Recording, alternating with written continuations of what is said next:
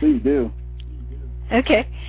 We were talking about even being a cult or something. People tend to look at us and they want to label us a cult. And some ways that I've responded to that is if you actually look up the definition of a cult, there are many different sub-definitions.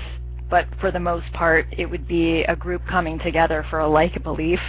And honestly, most people would be a part of a cult in some part of their life. It could be church could be classified as that.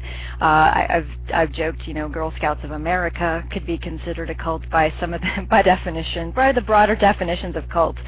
So when people say you're a cult, they say, well, what is a cult? Let's define it first, right. And then we're all a part of something that, let's not just say it's negative because it's a lot of people that have the same belief. Let's actually evaluate ideas.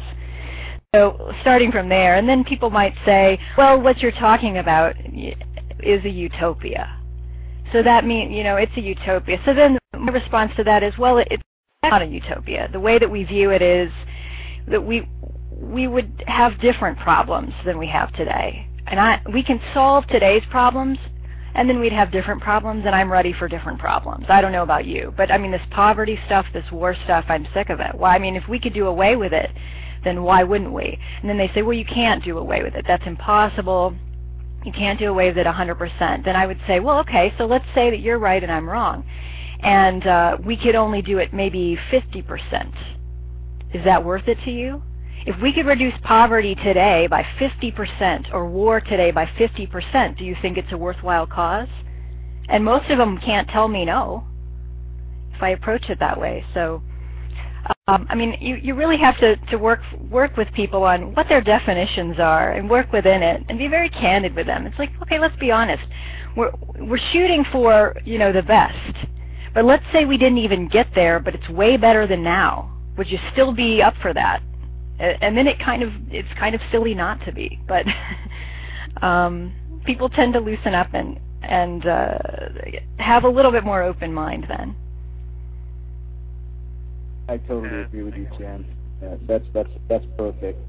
I'd like to get a little anecdotal here so that I can give you an example of some of the things that have actually occurred with me speaking to some of these religious people. And, one of the things I realized, and I don't want to do a broad stroke over any one religion, but I have many Christian friends, religious friends, and so on and so forth, that are, partying, women-mongering men that, will run a stoplight or speed on the freeway as fast as they can and talk about killing their enemies, so on and so forth, and go to church on Sundays.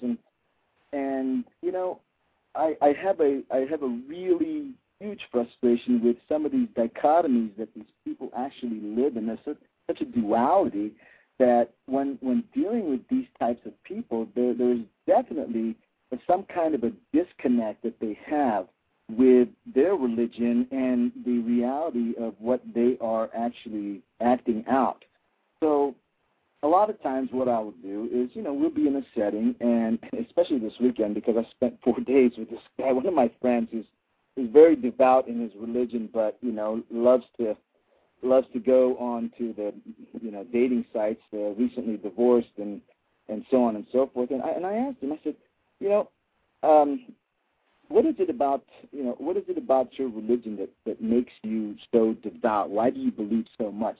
And the bottom line is that, well, because God is a forgiving God, and all I have to do is ask for forgiveness, and then I can have what he wants. And I said, well, do you believe completely in the Bible and every word?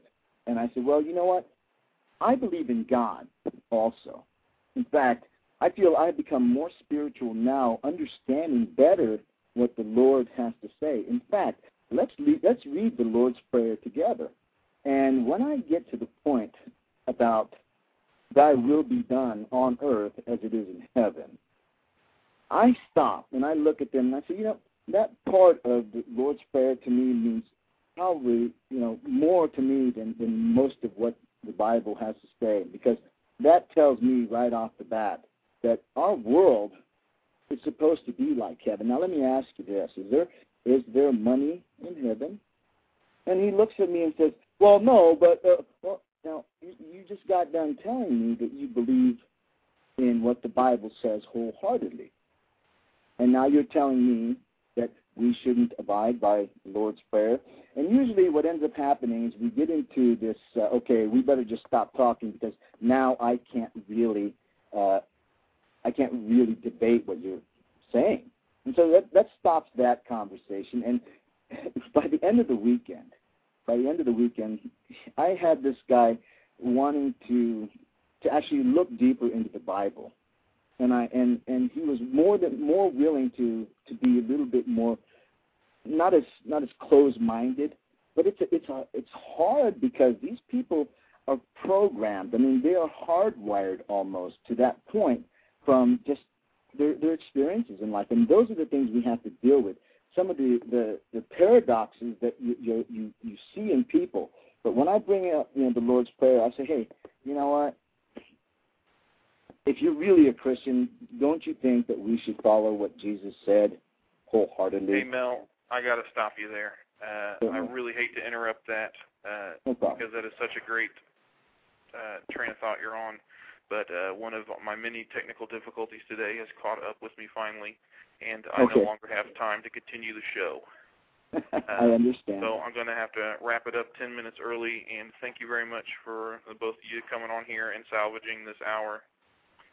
And it's my honor. I hope everyone All right, enjoys thanks the for show, having us. And I look forward to having you guys back on future episodes. All right. Okay, take care. You guys have a great life, everybody.